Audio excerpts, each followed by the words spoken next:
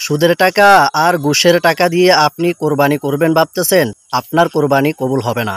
আপনার কোরবানি কবুল হওয়ার জন্য, হালাল হওয়ার জন্য আপনাকে হালাল টাকা দিয়ে আল্লাহর জন্য কোরবানি করতে হবে।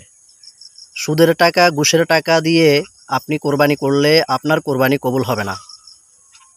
এজন্য সুদের টাকা, ঘুষের টাকা দিয়ে কোরবানি না করে আপনি বাজার থেকে এমনিতে 2-4-5 কেজি গোস্ত কিনে আনি খান, এটাই বেটার। কিন্তু আপনি এক তো সুদ, ঘুষ এগুলা গুনার কাজ, আপনি এগুলা দিয়ে আল্লাহর রাহে আপনি কোরবানি করবেন, আল্লাহর সাথে এগুলা বেয়াদফি ছাড়া আর কোনো কিছুই হতে পারে না। তাই আমি আপনাদেরকে সতর্ক করব, আপনারা যারা কোরবানি করবেন হালাল টাকা দিয়ে কোরবানি করবেন, অন্যথায় আপনাদের কোরবানি করার প্রয়োজন নেই। আপনাদের উপর কোরবানি ওয়াজিব না। যাদের সামর্থ্য আছে তারা কোরবানি করবে। আপনি পণ্ডিতামি কইরা নিজের উপর কোরবানি ওয়াজিব করে নেবেন না। আর হালাল টাকা দিয়ে কোরবানি করবেন, হারাম টাকা দিয়ে কখনোই কোরবানি হবে না, গুনাহ হবে। শুধুমাত্র আপনার গোস্ত খাওয়া হবে, কোরবানি হবে না।